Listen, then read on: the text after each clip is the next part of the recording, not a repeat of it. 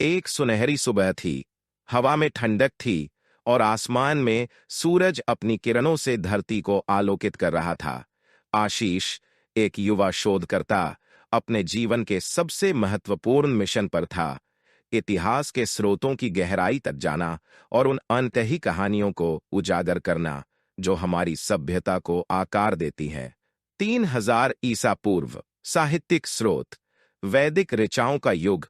आशीष ने अपने सफर की शुरुआत एक विशाल पुस्तकालय से की, जो हजारों साल पुरानी पांडुलिपियों और ग्रंथों से भरा हुआ था। जब उसने एक पुराना पन्ना पलटा, तो एक मर्मस्पर्शी कविता उसकी नजरों के सामने आई। यह वैदिक युग की एक ऋचा थी, जिसमें नदियों, पहाड़ों और जनजातियों का वर्णन था। इन ऋचाओं में सरस्वती नदी का अद्भुत वर्णन था। आशीष ने सोचा, क्या सरस्वती नदी वाकई अस्तित्व में थी, या यह केवल एक मिथक है? 2600-1900 ईसा पूर्व। पुरातात्विक स्रोत। सिंधु घाटी की गहराई। इसके बाद आशीष एक प्राचीन खुदाई स्थल पर पहुंचा। वहां उसे एक मृद भांड मिला, जिस पर अद्भुत नक्काशी थी। पुरातत्ववेत्ता ने बताया, यह सिंधु घाटी सभ्यता का अवशेष है। इसकी बनावट और डिजाइन बताते हैं कि उस समय लोग व्यापार, कला और संस्कृति में कितने उन्नत थे। खुदाई के दौरान एक मोहर भी मिली, जिस पर एक अज्ञात लिपि अंकित थी। क्या इस लिपि का रहस्य कभी खुलेगा? आशीष ने सोचते हुए इसे ध्यान से देखा। 327-325 ईसा पूर्व। विदेशी यात्रियों की नजर। मेगस्थनीज का भारत। आशीष का अगला पड़ाव विदेशी लेखकों की किताबें थीं। उसने मेगस्थनीज की प्रसिद्ध पुस्तक इंडिका पढ़ी। उसमें लिखा था, मौर्य साम्राज्य के राजा चंद्रगुप्त का दरबार इतना विशाल और भव्य है कि इसे शब्दों में बांधना मुश्किल है। उनकी राजधानी पाटलिपुत्र में व्यवस्थित सड़कों और प्रशासन की दक्षता को देखकर मैं चकित रह गया।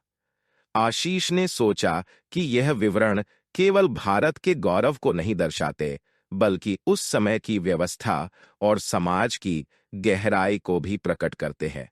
399-414 ईसा पूर्व। फाहियान का भारत भ्रमण। फिर आशीष ने फाहियान नामक चीनी यात्री के वृत्तांतों को पढ़ा। उसमें बौद्ध धर्म के अध्ययन और विश्वविद्यालयों की प्रशंसा थी। उसने लिखा था, भारत की भूमि ज्ञान और धर्म का पालना है। यहाँ के लोग विनम्र और करुणामय है। फाहियान के वर्णन ने बौद्ध धर्म के प्रसार और भारतीय समाज की सहिष्णुता की झलक दिखाई। 1200-1500 ईसा पूर्व। महाभारत और रामायण का काल। आशीष ने महाभारत और रामायण की कहानियों को भी साहित्यिक स्रोत के रूप में देखा।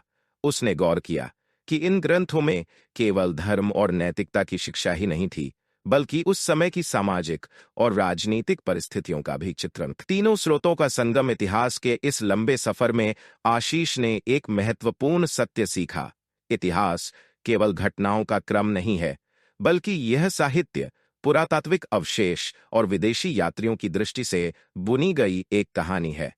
हर स्रोत अपने आप में अधूरा है, लेकिन जब इन तीनों को जोड़ा जाता है, तो इतिहास की असली तस्वीर सामने आती है।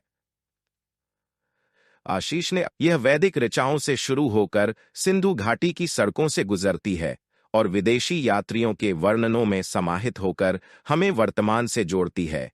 यदि हम इसे समझना चाहते हैं, तो हमें इन सभी स्रोतों को जोड़कर देखना होगा।